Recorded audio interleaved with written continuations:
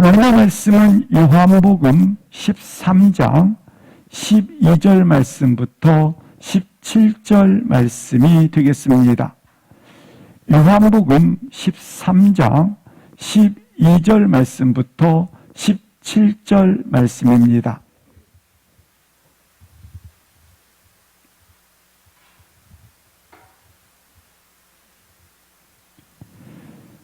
요한복음 13장 12절 말씀부터 12절, 17절 말씀까지 함께 합독하시겠습니다.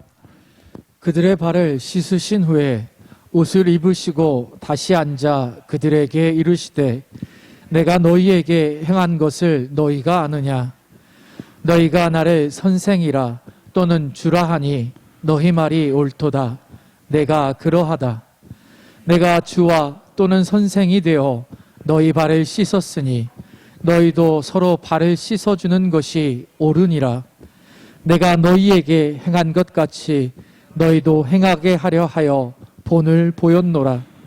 내가 진실로 진실로 너희에게 이르노니 종이 주인보다 크지 못하고 보냄을 받은 자가 보낸 자보다 크지 못하나니 너희가 이것을 알고 행하면 복이 있으리라. 아멘. 예수님께서 십자가 지시기 전에 사랑하는 그의 제자들과 성만찬의 시간을 가지게 됩니다. 그리고 두 번째로 세족 예식을 가지게 됩니다. 그 이후에 겟세마네 동산에 오르셔서 우리 주님은 기도를 하시게 되었고, 기도한 후에 우리 주님은 이제 십자가의 길을 걷게 됩니다. 죽음에 이르게 된 것입니다. 우리 주님께서 이제 십자가의 길을 걷기 전에, 죽음의 잔을 마시기 전에 사랑하는 그의 제자들과 이처럼 최후의 만찬 시간을 가지게 되는데, 이 최후의 만찬 속에 두 가지 예식이 있었다고 하는 겁니다. 하나는 마태복음, 마가복음, 누가복음에 기록되어져 있는 바로 성만찬이 되겠습니다. 이 떡은 나의 살이라. 그리고 잔에 담긴 포도주는 나의 피니라. 나의 살과 피를 마시는 자마다 영원히 살리라 말씀을 하십니다. 그리고 본문에 나와 있는 세종 예식이 기록되어져 있습니다. 오늘 본문에 나와 있는 세종 예식을 다시 한번 살펴보도록 하시겠습니다. 먼저 12절 말씀을 합독을 하시겠습니다. 그들의 발을 씻으신 후에 옷을 입으시고 다시 앉아 그들에게 이르시되 내가 너희에게 행한 것을 너희가 아느냐? 세종 예식을 마친 후에 주님께서 13절부터 20절까지 제자들에게 마지막 말씀을 전하고 있는 것입니다. 먼저 세족식의 목적을 보시겠습니다. 13장 14절 같이 읽겠습니다. 시작. 내가 주와 또는 선생이 되어 너희 발을 씻었으니 너희도 서로 발을 씻어주는 것이 옳으니라. 세족식의 목적이 하나 있습니다. 그것은 내가 주와 선생이 되어 너희 발을 씻었으니 너희도 서로 발을 씻으라고 하는 것입니다. 겸손하게 이 사실을 본받으라고 하는 것입니다. 너희도 서로 발을 씻으라, 이것이 옳으니라고 말씀을 합니다. 그러나 세족식의 근본적 이유가 있습니다. 이게 목적이라고 한다면 근본적 이유가 있다고 하는 겁니다. 우리 주님은 왕이십니다. 그러나 고난받는 분으로 오셔서 고난의 종으로서 길을 걷게 됩니다. 그래서 우리로 하여금 우리가 가지고 있는 죄의 뿌리들, 우리가 가지고 있는 이 원죄들, 이 모든 것을 우리 주님께서 십자가의 죽으심으로 말미암아 죄 없다 하시는 이와 같은 참된 메시아, 참된 그리스도로 오셨다라는 것을 증명하는 사건이 바로 세족식이라고 하는 것입니다. 세족식은 목적이 있어요. 분명히 너희가 서로 발을 씻어주라는 것입니다. 그러나 근본적 왜 이렇게 하는가? 이유가 있다라는 겁니다. 그 이유는 바로 우리 주님께서 메시아임을 증거하는 사건이 세족 사건이라고 하는 것입니다. 구약에서는 유대인들이 성전 안에 들어가기 위해서는 반드시 물로 씻고 성전에 들어가야 합니다. 이 성전은 유대인들에게 있어서는 그들의 전부요 뿐만 아니라 이 성전은 그들에게 있어서 하나님의 백성이라는 표시이며 특권 중에 특권이 된다고 하는 겁니다. 그런데 제사장으로부터 바로 이 성전 안에 들어가기 위해서는 반드시 물로 씻고 들어가야지, 씻지 않고 들어가면, 이 예식을 치르지 않고 들어가게 되면 그들은 죄를 가지고 들어가는 것이 되기 때문에 결국 성전을 더럽히게 되었고, 성전이 더럽혀짐으로 말미암아 그 결과로, 죄의 결과로 결국 심판을 받게 된다, 죽음에 이르게 된다고 하는 것입니다. 이 구약의 성전이 직접 참 성전으로 하늘에서 오신 참 성전이 계십니다. 바로 예수 그리스도입니다. 신약 시대에서는 참 성전이신 예수 그리스도를 칭하고 있는 것입니다. 우리 주님께서도 이렇게 말씀하지 않습니까? 내가 이것을 헐고 사흘 만에 지으리라. 참 성전을 두고 말씀을 하고 있지 않습니까? 참 성전이 우리 가운데 오신 것입니다. 오셨는데 이 성전 안에 내가 들어가기 위해서는 동일하게 물로 씻은 것처럼 정결 예식을 가져야 하는 것입니다. 그 정결 예식은 나 스스로 내가 의를 이룰 수 있고 나 스스로 행한다고 되어지는 것이 아닙니다. 바로 예수 그리스도께서 자신의 보혈의 피로 나를 정결케 하심으로 내가 누구 안에 들어가게 됩니까? 예수 안에 들어가게 되는 것입니다. 요한복음 1장 12절 말씀에는 이렇게 기록되어져 있습니다. 영접하는 자, 곧 그 이름을 믿는 자들에게는 하나님의 자녀가 되리라라고 말씀을 합니다.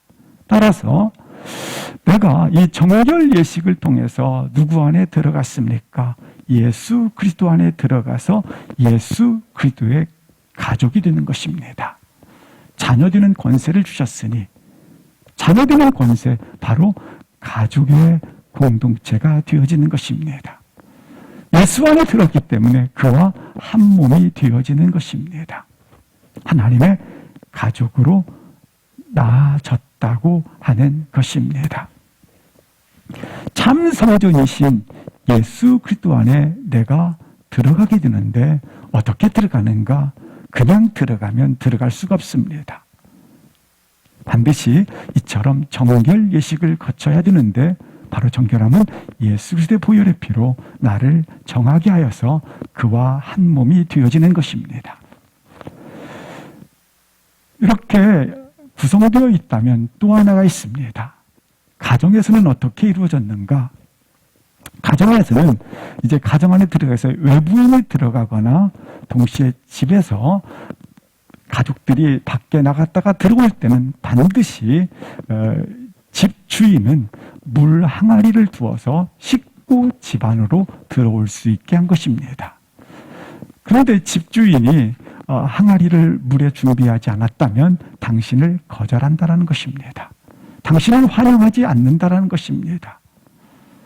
그런데 집 주인이 항아리에 물을 준비해 놓으면 들어올 때에 나는 당신을 환영합니다. 나는 당신이 나의 가족 공동체의 일원입니다. 나는 당신을 그렇게 동등한 가족의 권위를 가진 자로 인정합니다가 되는 것입니다. 그래서 제자들이 발을 씻겼다고 하는 것은 다른 표현으로 말하면 우리 가운데 주의 보혈의 피로 씻음으로 말미암아 가족이 되었다. 하나님의 가족이 되었다. 그리고 주와 한 몸이 되었다. 새로운 가족으로, 가족 공동체로 탄생을 의미한다고 하는 것입니다. 그래서 우리는 이 성찬 예식과 세족식을 통해서, 특별히 세족식을 통해서 두 가지 분명한 사실을 알게 되는 것입니다. 첫 번째입니다. 그것은 오늘 본문 말씀처럼 내가 내가 선생이요 주가 되었으나 이처럼 너희 발을 씻은 것 같이 너희도 서로를 발을 씻으라라고 하는, 다른 말로 말하면 큰 자가 작은 자를 섬겨야 하는 것이다 라고 하는 첫 번째 부분이 있습니다. 그러나 두 번째 부분이 바로 예수님께서 이처럼 죄를 씻어주심으로 말미암아 그와 같이 주와 하나 되는 가족 공동체로 서 있게 하였던 것처럼, 다른 표현으로 말하면 세족식은 한없는 예수 그리스도를 우리를 향한 사랑이라고 하는 것입니다. 예수 그리스도께서 사랑하셔서 내 죄를 없이 해주셨고, 예수 그리스도께서 날 사랑하셔서 나를 놀랍게 영생을 소유한 자로, 영원히 사는 자로 선물을 주셨고, 예수 그리스도께서 날 사랑하셔서 이처럼 십자가를 지셨다라고 하는 세족식은 예수님의 사랑의 표현이라고 하는 것입니다. 예수님은 부활하고 승천하셨습니다. 부활하고 승천하신 주님은 보좌에 계시면서 지금도 여전히 말씀과 성령으로 모든 사람들을, 멸망 자들을 이렇게 정결 예식 씻어주고 계시는 것입니다. 우리 주님께서 이렇게 말씀하십니다. 아버지께서 나를 보내신 것 같이 나 또한 어떻게 하느니라? 너를 보냈다고 말씀합니다. 따라서 씻음 받은 나를 통해서 놀랍게 다른 지체를 뭐하게 하는 거예요? 정결케 하는 일에 사용하고 있고 쓰고 있고, 나를 통해서 놀랍게 그가 정결함을 입도록 일하고 계신다고 하는 겁니다. 먼저 13장 1절 말씀을 합독을 하시겠습니다. 전에 예수께서 자기가 세상을 떠나 아버지께로 돌아가실 때가 이른 줄 아시고 세상에 있는 자기 사람들을 사랑하시되 끝까지 사랑하시니라. 요한복음에는 특별히 때에 대한 말씀이 자세하게 기록되어져 있습니다. 그 중에 오늘 본문에도 세상을 떠나 아버지께로 돌아가실 때가 이른 줄 아셨다고 말씀합니다. 때가 나온 겁니다. 이 때는 모든 요한복음에 나와 있는 때는 주님의 십자가의 죽으심과 연결되어져 있습니다. 초점이 있다라는 겁니다. 예컨대 예수님께서 가나 혼인잔치에 초대되어 참여한 적이 있습니다. 포도주가 다 떨어진지라. 포도주가 떨어졌을 때 주님께서 이렇게 말씀하십니다. 나와 무슨 상관이 있나이까? 그러면서 이렇게 말씀하십니다. 아직 내 때가 이르지 아니하였나이다. 내 때, 바로 십자가 질 때가 아직은 아닙니다. 근데 오늘 본문에는 우리 예수님께서 내 때가 이른 줄 아시고 지금은 십자가 질 때입니다. 이렇게 표현을 하고 있는 것입니다. 그렇습니다. 하나님은 반드시 정확한 때에 일하십니다. 정확한 때에 역사하십니다. 오늘 본문에 나와 있는 것처럼 우리 주님께서는 그냥 혼자 일하지 않으셨습니다. 여로 일하지 않으셨습니다. 자기 마음대로 자기 뜻대로 일하지 않으셨습니다. 보내주신 자의 뜻, 보내신 자의 목적, 보내신 자의 계획에 따라 일하신 것을 볼 수 있습니다. 우리 주님의 인생의 길은, 인생 여정은 어떠했는가? 이처럼 아버지가 보내신 뜻에 따라서, 아버지의 때에 따라서, 그리고 아버지가 보내신 목적에 따라서 인생 여정을 걸어간 것입니다. 오늘 다시 한번 나의 모든 일터에서, 그리고 내가 서 있는 그곳에서 확인할 수 있기를 바랍니다. 나는 내 일을 하는 자가 아니라 여기에서 주께서 보내신 일을 하고 있다. 나는 내 일을 하는 자가 아닙니다. 믿음의 그리스도인들은 그리스도와 한 몸이 된 자로서 나는 내 일을 하는 자가 아니라 주께서 보내신 일을 하고 있다. 나는 나의 의를 이루기 위하여 욕심으로 일하는 것이 아니라 주의 뜻을 따라 일하고 있다. 담대하게 됩니다. 보내신 자의 일을 내가 지금 하고 있는 것입니다. 3절에는 이렇게 표현되어 있습니다. 함께 합독하시겠습니다. 읽는 중 예수는 아버지께서 모든 것을 자기 손에 맡기신 것과 또 자기가 하나님께로부터 오셨다가 하나님께로 돌아가실 것을 아시고 이렇게 표현을 해주고 있습니다. 예수는 아버지께서 모든 것을 자기 손에 맡기셨다라는 겁니다. 아버지는 아들 예수 그리스도를 믿은 것입니다. 믿었기 때문에 이렇게 자기 손에 모든 것을 맡기셨다고 말씀하고 있습니다. 여기 모든 것은 구원의 일이 되겠습니다. 사랑하는 성도 여러분, 우리가 보내심을 받아 일을 하고 있다는 사실을 가질 때에 여기에서 한 가지, 누가 맡기신 일이다? 아버지께서 맡긴 일을 하고 있다는 사실을 꼭 기억할 수 있기를 바랍니다. 여기 본문에 보니까 아버지께서 아들에게 맡기신 일을 지금 하고 있다라고 말씀을 하고 있습니다. 이 모든 것은 다른 표현으로 말하면 구원의 일이 되겠습니다. 구원에 관한 직무를 아버지께서 맡기셨다라고 하는 것입니다. 주님의 하나님의 계획에 따른 그의 인생의 여정은 무엇이었는가? 바로 구원을 위해, 누구의 구원을 위해? 나의 구원을 위해 여정을 보내셨다고 하는 것입니다. 우리 주님의 인생의 여정은 놀랍게 나의 구원의 일을 위해서 인생의 여정, 하나님의 계획에 따라 걸으셨다는 사실을 오늘 본문은 말씀해 주고 있습니다. 이 여정의 길을 걸어가시다가 우리 주님께서 겟세마네 동산에서 심각한 치열한 갈등의 시간을 겪습니다.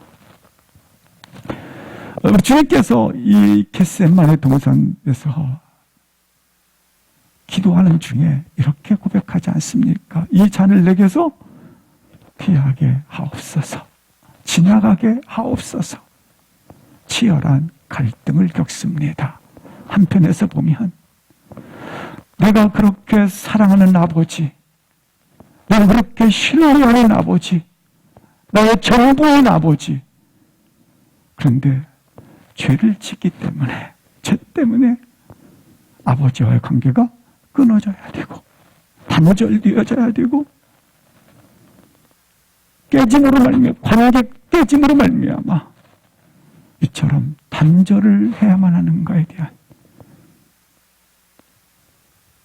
부분과 또 한 부분에서는 저렇게 사랑하는 나의 영혼들이 한 사람 한 사람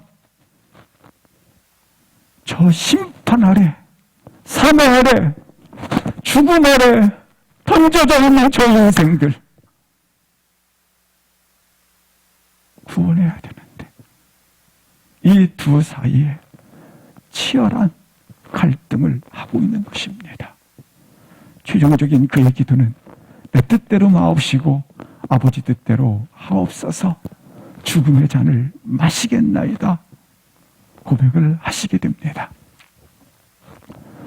이와 같은 주의 사랑의 근거에서 나의 인생의 여정을 오늘 말씀해주고 있고, 나의 인생의 여정의 기초는 바로 이와 같은 사랑 안에서 걸어간다는 사실을 다시 한번 뜨겁게 느껴지기를 주의 이름으로 기도합니다. 오늘 13장 1절을 다시 한번 보여주시겠습니다. 오늘 본문에 보니까 이렇게 말씀하고 있습니다. 나를 이처럼 사랑하는데 어떻게 사랑하는가? 자기 사람들을 사랑하시되 끝까지 사랑하시니라. 여기 끝까지라고 하는 것은 시간의 마지막 타이밍을 말하는 게 아니에요. 시간의 기회를 말하는 게 아니에요. 다른 표현으로 말하면 완성하시다, 이루시다, 성취하셨다라는 거예요. 그러니까 내 인생에 대해서 하나님의 계획을 가지고 계신데 그 계획을 어떻게 하셨다? 반드시 예수 그리스도께서 이루셨다라는 거예요. 석궁이 돌을 들고 끌과 망치로 자르고 깨고 그리고 끊어버리고, 그러나 마지막에 석궁이야, 내가 원하는 작품이 나왔다. 마치 그것처럼 하나님의 작품으로 이루셨다, 성취하셨다, 이끌어 주셨다. 그런데 그 기초가 뭐라고요? 누구의 사랑 안에서? 예수 그리스도의 사랑 안에서 말입니다. 나를 하나님의 작품으로 이루셨습니다. 나를 하나님의 작품으로 성취하셨습니다. 우리 주님은 요한계시록에 뭐라고 말씀하십니까? 알파와 오메가라고 말씀을 합니다. 나의 시작이요 알파, 끝이라. 그의 끝이 되셨다. 완성하셨다. 따라서 뭘 시작하셨고 뭘 완성하셨는가? 내가 가지고 있었던, 인간이 가지고 있었던 가능성과 잠재력을 개발시켜서 더 좋은 인간, 더 멋진 인간으로 만들었다가 아니라 재창조하셨다라는 거예요. 영생의 소유한, 영생의 소유자가 되었다라는 거예요.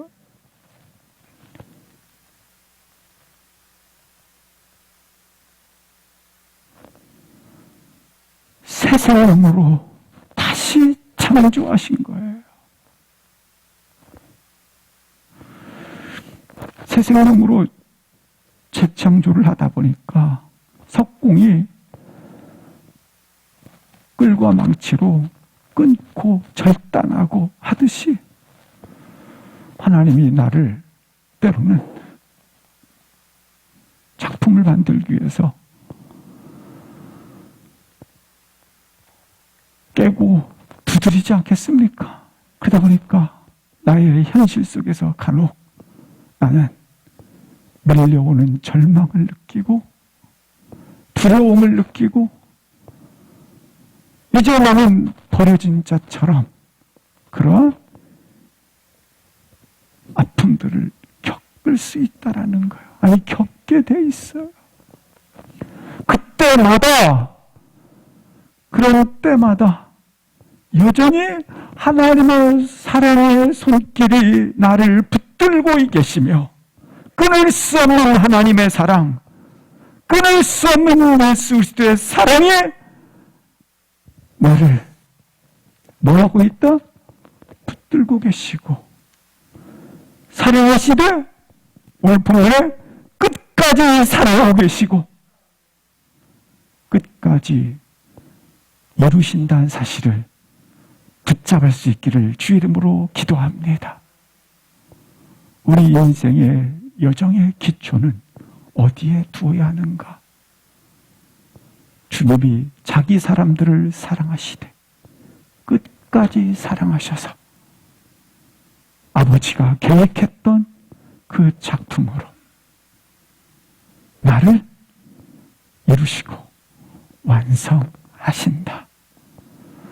그러므로 사랑하는 성도 여러분, 이 땅을 걸어갈 때에, 말씀 붙잡고 걸어갈 때에 때로는 두려움에 몰려올 수도 있고 절망에 이르게 하는 일들이 일어날 수 있고, 그때마다 여전히 주는 자기 사람들을 뭐하시되 사랑하시되, 이 말씀을 기초로 해서 인생 여정의 발걸음을 걸어갈 수 있기를 주의 이름으로 기도합니다. 그 실체를 보여주는 것이 뭐라고요? 세족식이라는 거예요. 내가 뭘 사랑하고 있다. 어떻게 사랑하고 있다? 끝까지 사랑하고 있다. 그 사랑으로 난 널 위해서 십자가 진다. 그 사랑으로 나는 너를 위해서 영생을 선물로 주었다. 그 사랑으로 나는 널 위해서 이렇게 나를 십자가에 놓았다. 말씀하고 있는 겁니다. 4절부터 8절까지 합독을 하시겠습니다. 시작. 저녁 잡수시던 자리에서 일어나 겉옷을 벗고 수건을 가져다가 허리에 두르시고 이에 대야에 물을 떠서 제자들의 발을 씻으시고 그 두르신 수건으로 닦기를 시작하여 시몬 베드로에게 이르시되, 베드로가 이르되 주여, 주께서 내 발을 씻으시나이까? 예수께서 대답하여 이르시되, 내가 하는 것을 내가 지금은 알지 못하나 이후에는 알리라. 베드로가 이르되 내 발을 절대로 씻지 못하시리이다. 예수께서 대답하시되, 내가 너를 씻어주지 아니하면 내가 나와 상관이 없느니라. 아멘. 베드로의 이제 순서에 따라서 베드로 차례가 발 씻기는 장면이 소개되어져 있습니다. 먼저 6절 말씀을 보시겠습니다. 6절 말씀에 보시면 시몬 베드로에게 이르시되, 이제 베드로 순서가 된 거죠. 그러자 베드로가 이렇게 반응을 합니다. 주여, 주께서 내 발을 씻으시나이까? 8절 보시겠습니다. 베드로가 이르되 내 발을 절대로 씻지 못하시리라. 우리 주님과 베드로의 대화 장면이 소개되어져 있습니다. 그러자 주님께서 씻지 아니하면 내가 나와 상관이 없느니라 말씀을 하십니다. 그렇다면 왜 베드로가 내 발을 절대로 씻지 못하시리라 이렇게 그가 반응을 했을까요? 내 발을 절대로 씻지 못하시리라. 예수님의 초기 사역을 보십시오. 예수님의 초기 사역은 능력 있는 주의 메시아로 등장을 하십니다. 병든 자를 고치시고 혈루증 앓는 여인을 고치시고, 그리고 왕의 신하의 아들을 죽음에서 살려주시고 죽은 자를 살려주시고, 그리고 노는 자, 귀신 들린 자, 풍랑이는 파도, 오병이어, 그리고 소경된 자를 고치시는 능력 있는 전반부 사역이었습니다. 그러나 주님의 사역이 후반부로 들어갈수록 주님께 어떤 일이 있습니까? 기적이 일어나지 않습니다. 기적이 일어나지 않을 뿐만 아니라 주님이 힘이 없으세요. 그래서 우리 주님을 보고 사람들이 하는 말이 30세밖에 안 되는데 50세도 안 됐는데 50세 나이로 볼 만큼 볼품이 없으세요. 후반부로 갈수록 우리 주님이 연약하게 비춰지기 시작합니다. 거기에다가 오늘 8절 말씀을 보시면 내 발을 절대 씻을 수 없나이다. 6절, 7절에 설명된 것인데 무엇입니까? 허리를 굽혀 제자들의 발을 씻기 시작하더라 이렇게 기록되어 있습니다. 우리 분명히 베드로는 기대했습니다. 보좌에 앉아 호령하는 자로 예수님이 나타날 걸 기대했는데 전반부 사역에서 후반부 사역으로 넘어가면서 힘이 없을 뿐만 아니라 볼품이 없어요.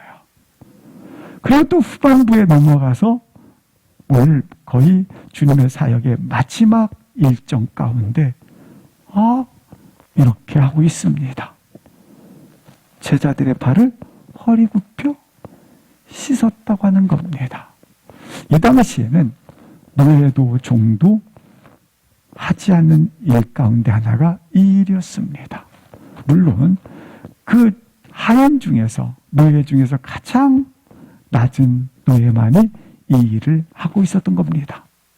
그런데 노예 중에서 가장 낮은 노예가 하는 일을 보좌에서 호령하며 나타나기를 기대했던 베드로 입장에서 있을 수 없는 일이고 상상조차 할 수 없는 일이었습니다. 베드로뿐이겠습니까? 제자들까지도 동일하게 상상할 수 없는 일이 전개되고 있는 것입니다. 이렇게 베드로의 기대는 보좌에 앉아서 호령하는 메시아로 나타날 줄 알았더니 메시아의 모습이 이처럼 초라하게, 이처럼 굴욕적인 메시아의 모습으로 보았다고 하는 겁니다. 비춰진 것입니다. 아니 이렇게 굴욕적으로 해야 되는가? 그래서 이 메시아를 받아들일 수 없는 것입니다. 내가 원하는 메시아가 이럴 수는 없다라는 겁니다. 받아들일 수 없는 것입니다. 예전에도 이와 같은 일이 있었습니다. 주님께서 능력 있는 역사를 펼치며 사역을 하십니다. 그런데 잘 아시는 것처럼 가이사랴 빌립보 지역에서 베드로가 주는 그리스도시요 하나님의 아들입니다라고 고백을 하지 않았습니까? 그런데 주님께서 이 고백을 베드로가 하는 순간부터 내가 죽으리라, 사흘 만에 살아나리라 가르칩니다. 우리 주님은 이런 사역을 하시면서 계속 내가 죽으리라, 내가 죽으리라 이러거든요. 그러니까 베드로가 자기가 지금 꿈꾸고 기대했던 메시와 다르거든요. 그래서 결단코 죽지 않습니다. 결단코 죽지 아니하리라 가로막게 되는 것입니다. 그래서 주님께서 하신 말씀이 뭐예요? 사단아 내 뒤로 물러가라. 그때나 그리고 지금 이때나 베드로는 똑같은 태도를 취하고 있는 겁니다. 변하지 않은 겁니다. 베드로는 전혀 달라지게 없다고 하는 것입니다. 잘못된 메시아상을 가지고 있는 것입니다. 그 이유는 뭘까요? 베드로가 마음 깊이 간직하고 있는, 마음 깊이 가지고 있는 것들이 있었어요. 내가 모든 것을 버렸습니다. 내가 모든 것을 부인했습니다. 나는 모든 것을 버리고 주를 쫓았고 주를 따랐습니다. 그런데 그 본심 속에, 본 마음 속에 가지고 있는, 자신만이 가지고 있는 나라가 있었습니다. 꿈꾸는 그가 가지고 있는 나라가 있었다고 하는 것입니다. 그것은 세상 사람들과 똑같이 세상 사람의 가치, 세상 사람의 힘, 세상 사람들이 가지고 있는 지위, 세상이 가지고 있는 이와 같은 실력, 아니 영웅, 이것으로 권세를 잡아서 나와 예수님이 함께 꿈꾸는 나라를 가져서 내가 이곳에 권력자가 되어 하나님께 영광을 돌리겠다라는 것입니다. 공통점은 있어요. 하나님께 영광을 돌리겠다라는. 그러나 내 힘과 내 지위와 내가 이와 같은 권력을 잡아서 자기와 제자들 예수님과 함께 꿈꾸는 나라를 만들겠다라는 것입니다. 그런데 이런 메시아가 아니라 오늘 본문에 보니까 허리를 굽혀 그리고 후반부 사역이 저처럼 볼품없이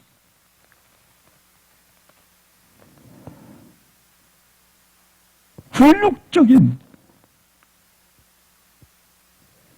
메시아로 들여지고 있는 것을 볼 수가 없었던 것입니다. 받아들일 수 없었던 것입니다. 우리가 그럴 수 있었어요. 내가 예수를 믿어서 이러한 힘과 지혜 이것을 가져서 하나님께 영광을 돌릴 것이다. 메시아가 아니에요. 이게 보이질 않는 거예요. 그래서 베드로가 오늘 내 발을 절대 뭐 할 수 없다? 씻지 못하리다. 이렇게 나온 겁니다. 베드로도 분명히 발을 씻겼기 때문에, 제자를 씻겼기 때문에 예수님의 가족이 된 것은 맞습니다. 그래서 이따가 이제 손발만 씻으면 된다 하신 거예요. 가족이 된 건 맞아요. 그러나 아직까지도 세상 가치, 세상 힘, 세상 실력 이것을 의지하는 것은 변하지 않았다고 하는 겁니다.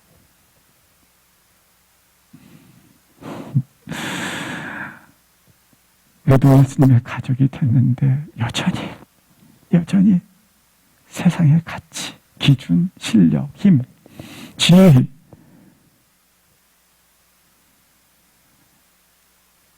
이것에 내가 붙들려 내려놓지 못하고 걸어가고 있다면 하나님의 나라, 하나님 나라의 속성, 하나님 나라의 진정한 질서를 볼 수 없다고 하는 겁니다.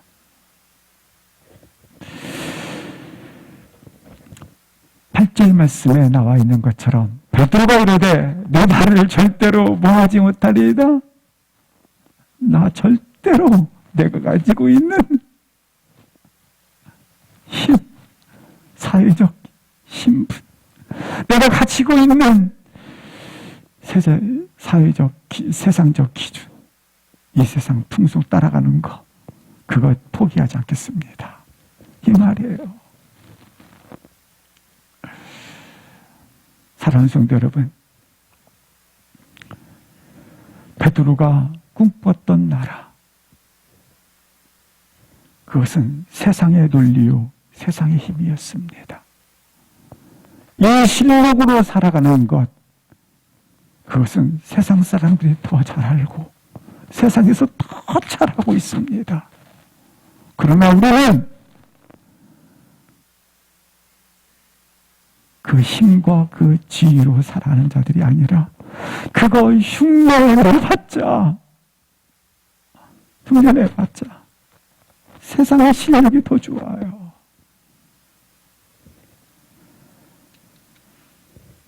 우리는 세상의 논리가 아닌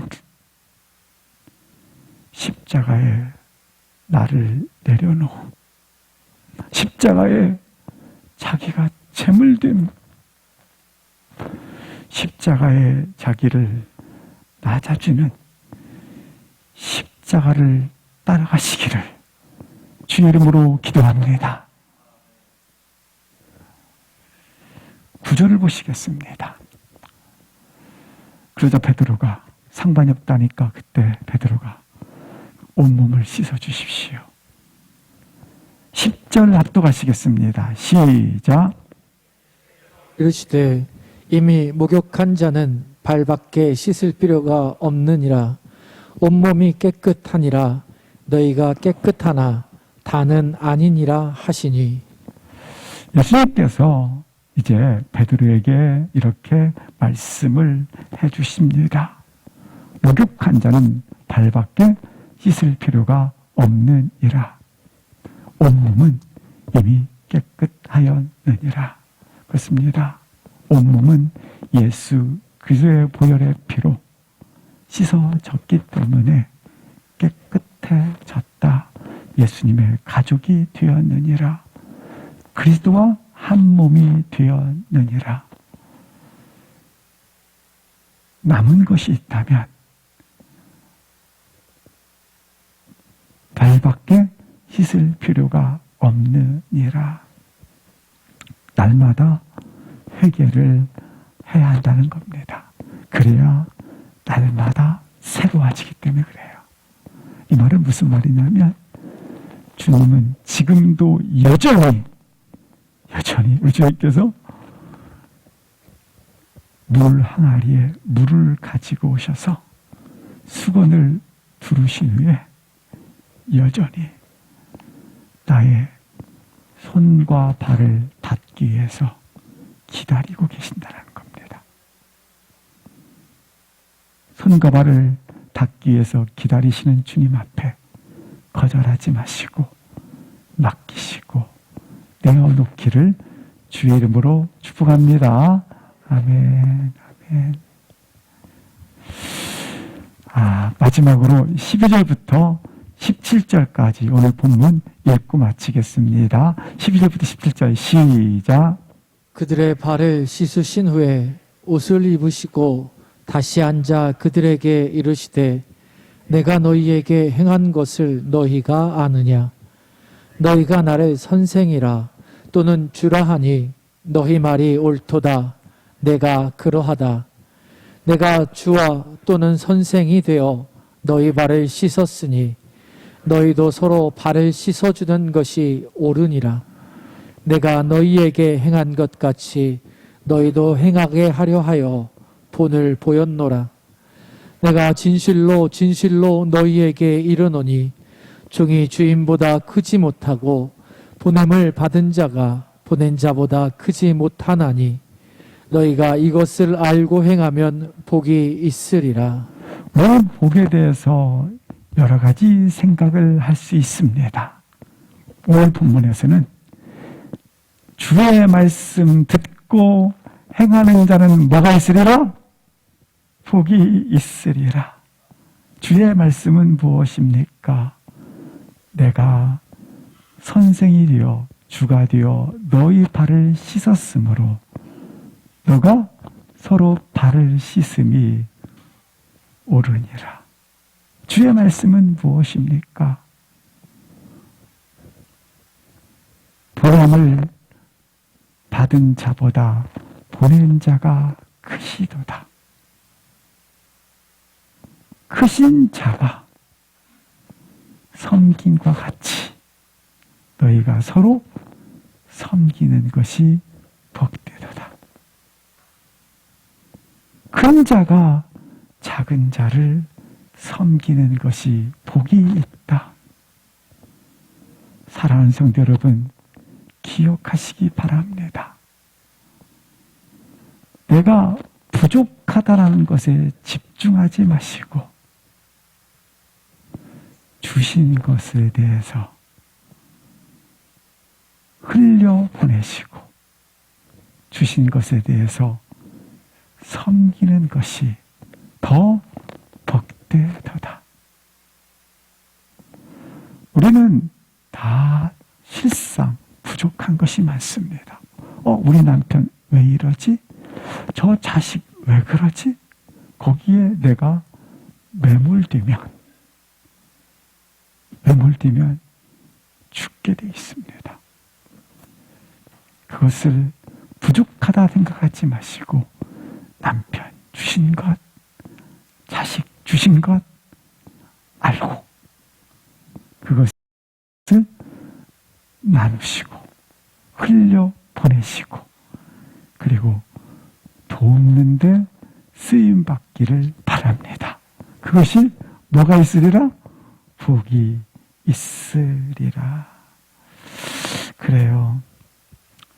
가진 것 없다고 거기에 집중하지 마시고 가진 것 통해 남을 도울 수 있는 것에 마음을 들이면 그것이 복이 있도다.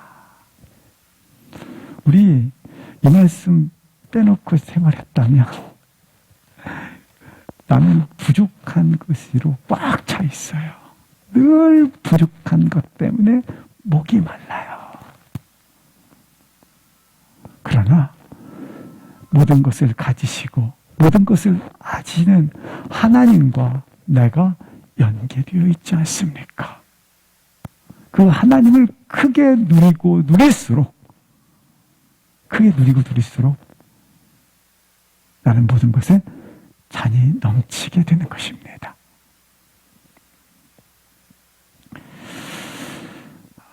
세 가지만 간단하게 정리하고 마치겠습니다. 첫 번째는 오늘 말씀처럼 날 사랑하시되 언제까지 사랑하셨다? 끝까지. 이 말씀에 기초하여 인생의 여정의 길을 걸어가시기를 축복합니다. 두 번째, 세상 논리의 근거에서 살지 마시고 우리는 십자가의 길을 따라가시기를 바랍니다. 아멘. 세 번째로 우리의 복은 섬김을 받는 데 있지 않고 섬기는 데 있다. 받는 것보다 중요한 것이 뭐가 있다? 복이 있다. 함께 일어나 잠시만 기도하고 통성으로 잠시 기도하시겠습니다.